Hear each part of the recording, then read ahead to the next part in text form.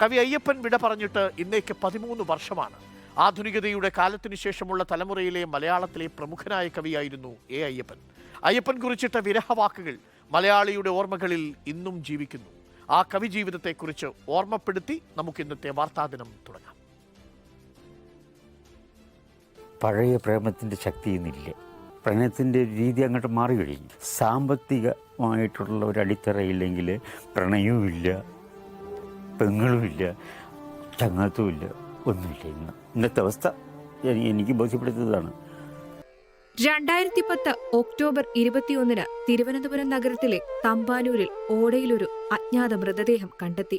മൃതദേഹത്തിന്റെ കൈമടക്കിൽ കണ്ട ഒരു തുണ്ട് കടലാസിലെ 4 വരി കവിതയാണ് അയാൾ ആരെന്ന് തിരിച്ചറിയാൻ സഹായിച്ചത്.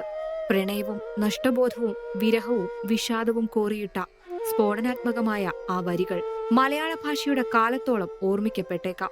രണ്ടാളിൽ ഒരാളുടെ ഭ്രാന്ത് ഭേദമാകുമ്പോൾ പ്രണയം മരിക്കുന്നു എന്ന് എഴുതിയ കവി എ അയ്യപ്പൻ ഓർമ്മയായിട്ട് 13 വർഷം തികയുന്നു.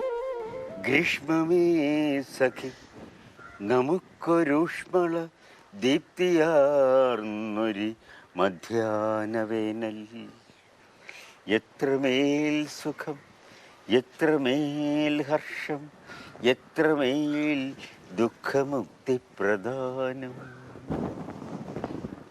ഗ്രീഷ്മമേ സഖി.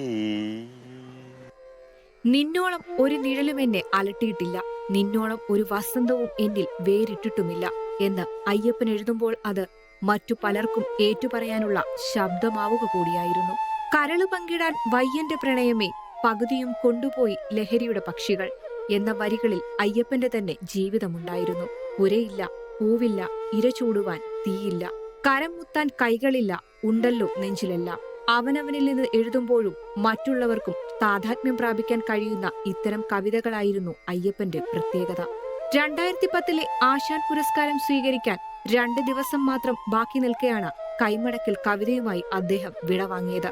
മരണാനന്തരം ഏറെ ശ്രദ്ധിക്കപ്പെട്ട അദ്ദേഹത്തിന്റെ കവിതയിലെ ആദ്യ വരികൾ ഇങ്ങനെയാണ്.